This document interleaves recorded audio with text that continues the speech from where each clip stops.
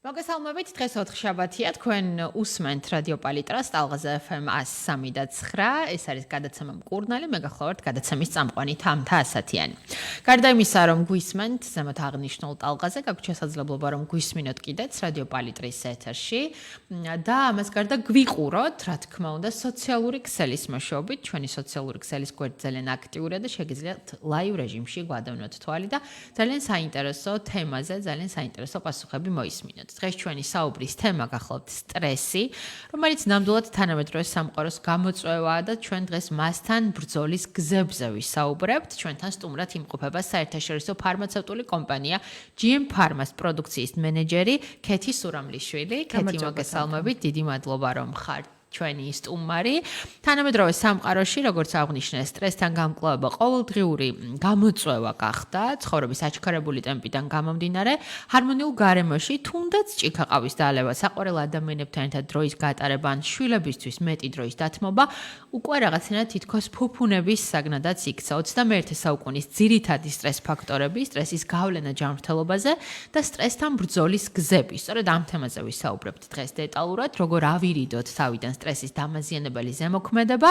სწორედ ამ თემას შეეხება ჩვენი საუბარი და ჩვენი სტუმარი უფრო მეტ ინფორმაციას მოგაწვდით ამ ყველაფერზე. ქეთი, კიდევ ერთხელ სალამი და მადლობა სტუმრობისთვის და როგორც აღნიშნე, სტრესი არის ის სიტყვა, რაც ბოლო პერიოდში განსაკუთრებით ხშირად გვესმის, ჩვენც ხშირად ვიყენებთ და სამწუხაროდ ამ რეალობაში მოგვიწია ცხოვრება და მოდი დავიწყოთ ზოგადად სტრესის განმარტებით, ხო, იმიტომ რომ ბევრი ცოტა სხვადასხვაგვარად უყურებს ხოლმე აი ამ ტერმინს, რას გულისხმობს ზოგადად ის და აქვს თუ არა ყოველთვის ნეგატიური ზემოქმედება ადამიანის როგორც ფსიქიკურ, ისე ფიზიკურ ჯანმრთელობაზე. კი ბატონო, მოგესალმებით თამთა, მივესალმები მაყურებელს. ნამდვილად 21 საუკუნის ერთ-ერთი ყველაზე დიდი პრობლემა ალბათ ის თემაა, რომელზეც ახლა დღეს ჩვენ უნდა ვისაუბროთ, ხო?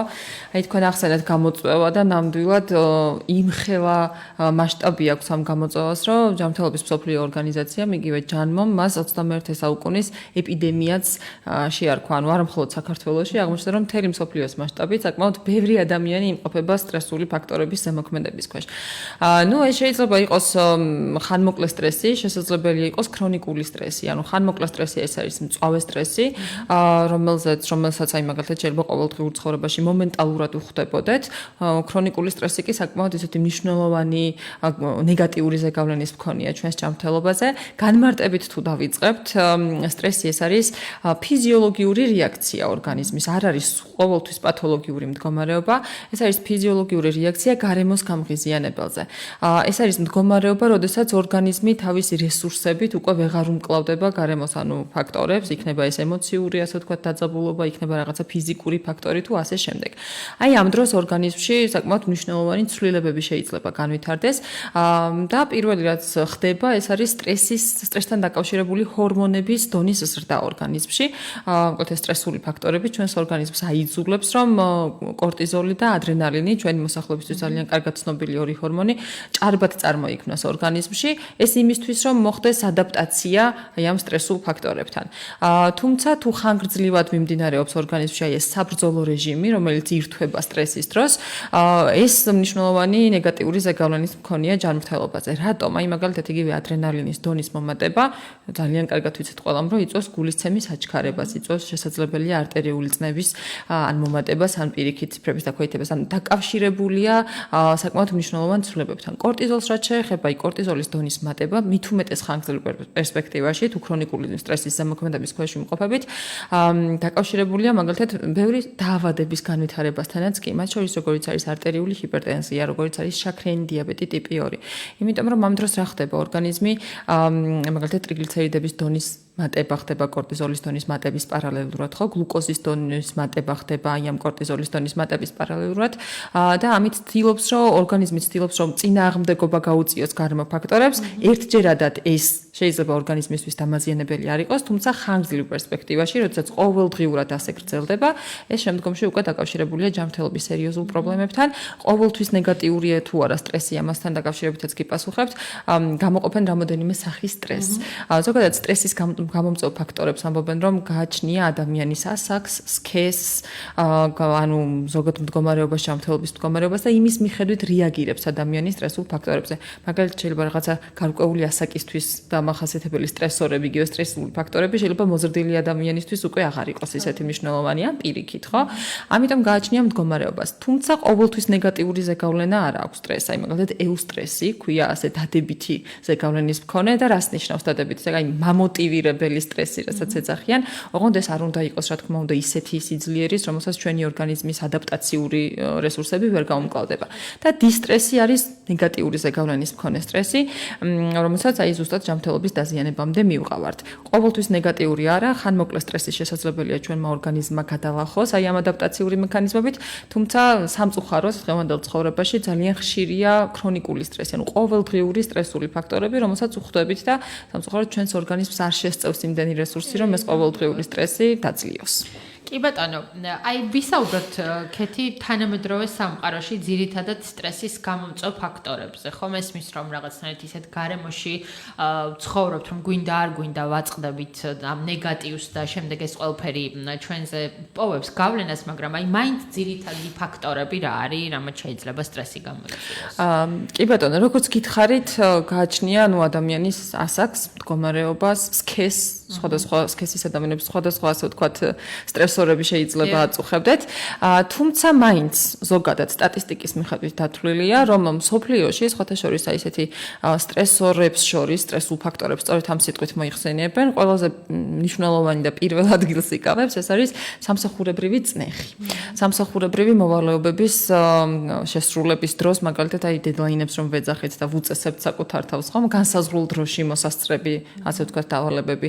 ასევე შესაძლებელია გადაჭარბებული, ასე ვთქვათ, დატვირთვა ფიზიკური თუ გონებრივი იყოს დაკავშირებული სტრესის გამოწვევასთან და განვითარებასთან, ასევე ძალიან მნიშვნელოვანი ფაქტორი ფინანსური პრობლემები, რომელიც არა მხოლოდ ჩვენს ქვეყანაში, სხვათა შორის აი ამერიკის შეერთებულ შტატებშიც კი 2014 წელს ბოლოს რაც ჩატარდა ესეთი მნიშვნელოვანი კვლევა და გამოიკვლიეს სტრესორები, რა იყო ყველაზე მნიშვნელოვანი რისკ ფაქტორი გამომწვევი, აღმოჩნდა რომ ამერიკის შეერთებულ შტატებშიც კი 3/4 მოსახლეობის ფინანსურ პრობლემებს განიცდიდა და არა თუ მხოლოდ ჩვენი ქვეყანა. ამიტომ ესეც საკმაოდ მნიშვნელოვანი გამოწვევაა მთელს მსოფლიოში. გარდა ამისა, ურთიერთობები, მათ შორის პირადი ურთიერთობები, სამსახურებრივი ურთიერთობები, ბულინგი, რომელიც ბავშვებში განსაკუთრებით აქტუალურია ხოლმე. ბავშვებთან დაკავშირებით ასევე შემიძლია გითხრათ, რომ გამოცდებთან დაკავშირებული პერიოდი ასევე სტრესული გავლენაა მათზე.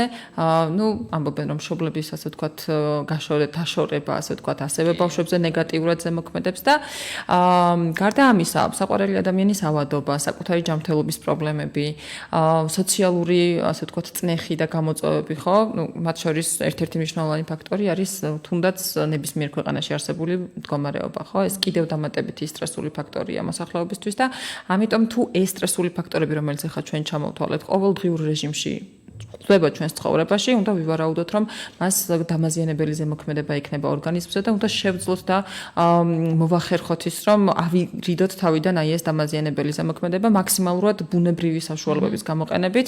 ანუ არ გულისხმობთ ჩვენ ახლა სადაც მძიმე შემთხვევებია დეპრესიის და აქ საჭიროა, რა თქმა უნდა, შესაბამისი მკურნალობა, თუმცა საწყის ეტაპზე უნდა მოვახერხოთ, რომ მინიმალური დაზიანება მივიღოთ აი ამ სტრესის ზემოქმედების შედეგად.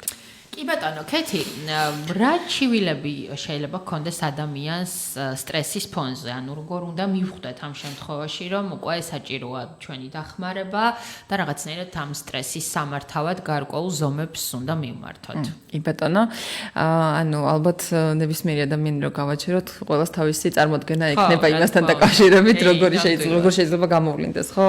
სტრესი ჯანმრთელობის მხრივ. პირველ რიგში მინდა ვთქვა, რომ ანუ ის სიმპტომები, რომელსაც ახლა მე ვიტყვი, ანუ ფსიქიკასთან დაკავშირებული სიმპტომები ძალიან ცნობილია. ყველა მიცის, რომ ეს შეიძლება იყოს ადვილად გაღიზიანება, ადვილად გაბრაზება, ხანდახან აი მაგალითად ურთიერთობის, ასე ვთქვათ, ფრუსტრაციას, რასაც ოძახეთ, აი მაგალითად დედები ხშირად ამბობენ, რომ ბრუნდებიან სამსახურიდან სახლში, ბავშვებთან ურთიერთობის უნარი არ აქვთ, ანუ გამოფიტულები არიან და არ შესწევთ რესურსი იმის, რომ კიდევ გქონდეთ, ასე ვთქვათ, ბავშვებს ეთამაშონ და ასე შემდეგ, ხო? ეს ყველაფერი არის სტრესის ბოლო ფაზა, გამოფიტვის ფაზა, როდესაც ადამიანს უკვე ამოწურული აქვს ყველანაირი ემოციური თუ ფიზიკური რესურსი და ამ დროს უბრალოდ ისეთი გადაღლილია, რომ არ შეუძლია ურთიერთობა ბავშვებთან. ხო, რაც შეეხება შემდგომში უკვე თქვენს კითხვას, რა სიმპტომით შეიძლება ხასიათდებოდეს სტრესი, ასევე შეიძლება ეს იყოს კონცენტრაციის დაქვეითება, როგორც ბავშვებში, ისე მოზრდილებში. შესაძლებელია ეს იყოს ასევე ფიზიკური სიმპტომებიც, არა მხოლოდ ფსიქიკასთან დაკავშირებული სიმპტომები. აი ძალიან ხშირად კუნთების დაძაბულობა, განსაკუთრებით კისრის კუნთებზე ამახვილებენ ხოლმე ყურადღებას და მხრის კუნთებზე. შესაძლებელია სწორედ სტრესის გამოვლინება იყოს, ანუ დაჭიმულია ორგანიზმი და შესაბამისად ეს დაძაბულობა კუნთების შესაძლებელია ამისი ნიშანი იყოს. თუ ხანგრძლივად გაგრძელდა ეს ყოველდღიური სტრესის და ქრონიკული სტრესის ზეგავლენა, ამან შეიძლება მიგვიყვანოს დაავადებების განვითარებამდეც, როგორც თქვით, არა მხოლოდ ეს სიმპტომები. ეს დაავადებები შეიძლება იყოს კუჭრანწლავის ტრაქტის მხრივ, ანუ საჭმლის-მომნელებელი ტრაქტის პრობლემები და დარღვევები, ასევე შესაძლებელია იყოს გულსისხლძარღვთა დაავადებების, ასე ვთქვათ, განვითარების რისკი გაზრდილი სტრესის ფონზე, ენდოკრინოლოგიური დარღვევები, იგივე შაქრიანი დიაბეტი, ფარისებრი ჯირკვლის დაავადებები და ასე შემდეგ. თუმცა პირველ ეტაპზე რითაც მომხმარებელი, ანუ ადამიანი ამოიცნობს ხოლმე აი სტრესულ ზეგავლენას და სტრესის ზემოქმედების ქვეშ ყოფნას, ეს არის ფსიქიკასთან დაკავშირებული ჩივილები. შეიძლება იყოს მაგალითად ყლაპვის გაძნელება, თავბრუსხვევის შეგრძნება, იგივე კონცენტრაციის დაქვეითება. ძალიან ხშირად ამბობენ ხოლმე, რომ აი ბურთი აქვთ გაჩხერილი და ვერ ყლაპავენ, ხო? აი ესეც კი შესაძლებელია სტრესის ფონზე განვითარებული რაღაცა ნევროლოგიური ჩივილი იყოს. და ნუ ამას ჭირდება აუცილებლად დროული მიხედვა, იმისთვის რომ ხანგრძლივი მოქმედების შედეგად დაავადება არ მივიღოთ, რომელზეც ჩვენ უკვე ვისაუბრეთ. ანუ შესაძლებელია ეს რეპროდუქციული ჩივილებიც კი იყოს, ანუ მენსტრუალური ციკლის არევა, შესაძლებელია დაკავშირებული იყოს სტრესთან და ასე შემდეგ. კი, ანუ ძალიან ბევრი დეტალია, რასაც ერთი შეხედვით შესაძლოა არ ვაკავშირებს სტრესთან, მაგრამ სწორედ მისგან არის. კი ბატონო, ამიტომ საჭიროა რომ აი პირველივე ნიშნები, რომელიც ყველაზე მარტივად გამოვლინდება ხოლმე, ამოვიცნოთ და შემდგომში უბრალოდ მოვძებნოთ ისეთი საშუალებები, რომლითაც ჩვენ მოვახდენთ აი ამ სტრესის მართვას. რაც ყველაზე კარგი საშუალებაა, სანამ ძიმე პრეპარატებამდე მივალთ, აი ანტიდეპრესანტებამდე, რომ იქნებ შევძლოთ და ბუნებრივი რესურსებით მივცეთ ჩვენს ორგანიზმს საშუალება, რომ სტრესს გაუმკლავდეს. კი ბატონო, რეკლამას დავუთმოთ ახლა რამდენიმე წუთი და უკვე სტრესთან გამკლავების მეთოდებზე და სხვა დეტალებზე რეკლამის შემდეგ განვაგრძოთ საუბარი. ჩვენ ისევ ამ თემაზე ვისაუბრებთ გადაცემის მეორე ნაწილში და სტუმარიც ჩვენთან დარჩება, ასე რომ დაგველოდეთ. რეკლამა რადიო ბარ 2-37-78-07 მარტის თვის განმავლობაში შეერჩიე სასურველი ტექნიკა ბეკოში და ისარგებლე 30%-მდე ფასდაკლებით. ან აირჩიე საჩუქარი, ტვერსასრუტი, ყავის აპარატი, ბლენდერი ან აეროგრილი. დეტალური ინფორმაციის მისაღებად ეწვია ვებგვერდს technoshop.g ან დაგვიკავშირდით ნომერზე ფიფკი 2500. მოამზადე შენი ბიზნესი წარმატებისთვის Swiss Capital-თან ერთად. მარტივად მიიღე დაფინანსება ახალი დანადგარის შესაძენად, მარაგების შესავსებად ან სატენდერო მომსახურების გასაწევად. ისარგებლე Swiss Capital-ის ბიზნეს